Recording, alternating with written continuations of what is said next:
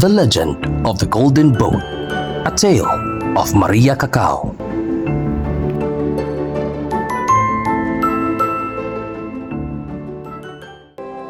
In the small coastal town of Dalaget, Cebu, where the mountains and the sea danced in an eternal embrace, life was simple but steeped in tradition. The people of Dalaget, farmers and fishers alike, held a deep reverence for the land and its ancient stories. Among them was Arnaldo, a fisherman with a weathered face and a restless heart. He had spent his life among the waves, casting net with practiced hands, but his mind often strayed to the highlands where whispers of an old legend lingered.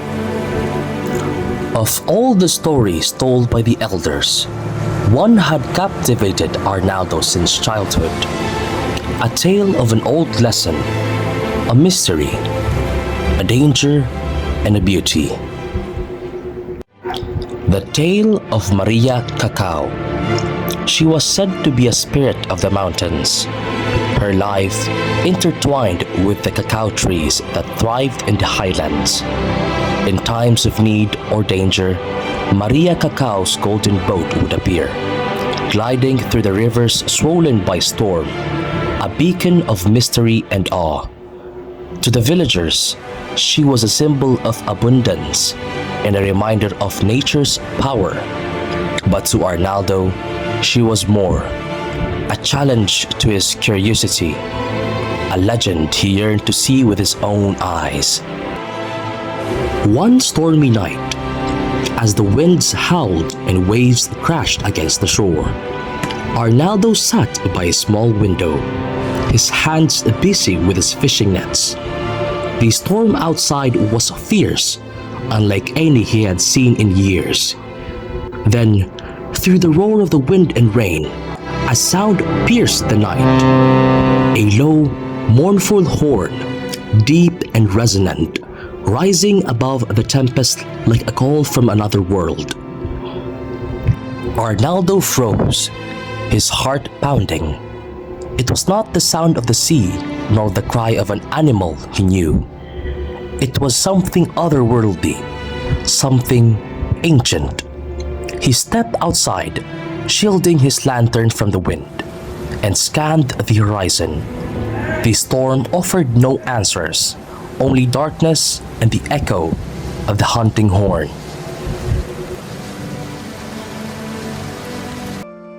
By morning, the storm had passed, but the horn's echo lingered in Arnaldo's mind.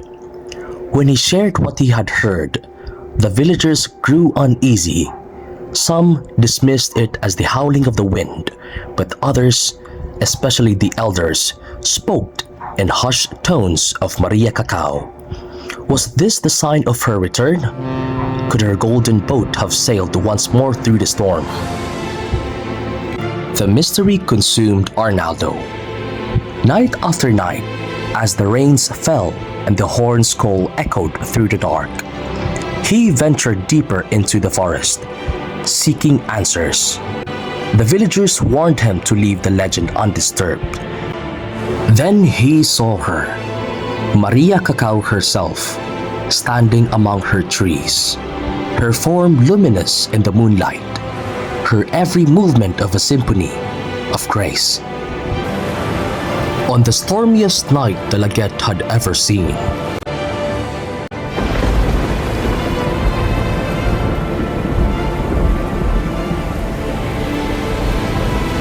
the golden boat appeared. Its radiance pierced the darkness, its glow like molten fire against the raging river. Arnaldo stood at the riverbank, transfixed as the boat sailed closer, its beauty both mesmerizing and fearsome. It was no ordinary vessel. It seemed alive, its light pulsing with an energy that defied the storm. The boat approached the town's newly built bridge, its path unwavering. Then, with a sound that shook the earth, it collided with the bridge. A blinding flash of light filled the night.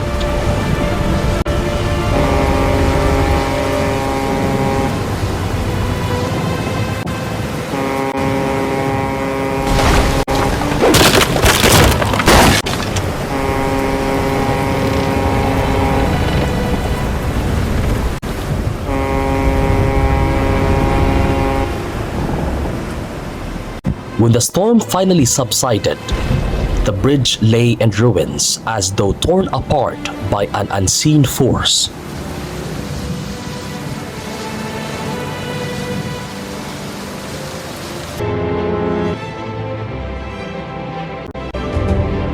The storm left the laget shaken, but it also brought the villagers closer together. They rebuilt the bridge, raising it higher and stronger, a gesture of respect to the mountains and the legend of Maria Cacao. For Arnaldo, the experience was life-changing. Though he never saw Maria Cacao again, he found signs of her presence, cacao pods richer than any he had ever seen, and footprints that seemed to vanish with the morning mist. Guided by her unspoken wisdom, Arnaldo devoted himself to the cacao trees, sharing his knowledge with the villagers.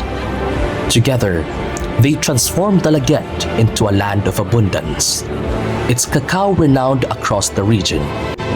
The golden boat was never seen again, but its legacy lived on in the prosperity of the town and the respect of the villagers held for the mountains.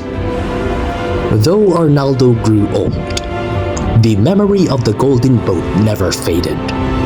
On his final night, as a storm raged outside, he sat by the river, listening for the sound of the horn one last time. When morning came, he was gone. His face was peaceful, as if carried away by the golden boat he had always dreamed of. To this day, the story of Maria Cacao and her golden boat is told and retold, a reminder to honor the mysteries of the mountains and the wisdom of the past. And when storms come, some say you can still hear the mournful horn echoing through the night, carrying her legacy to those who choose to listen.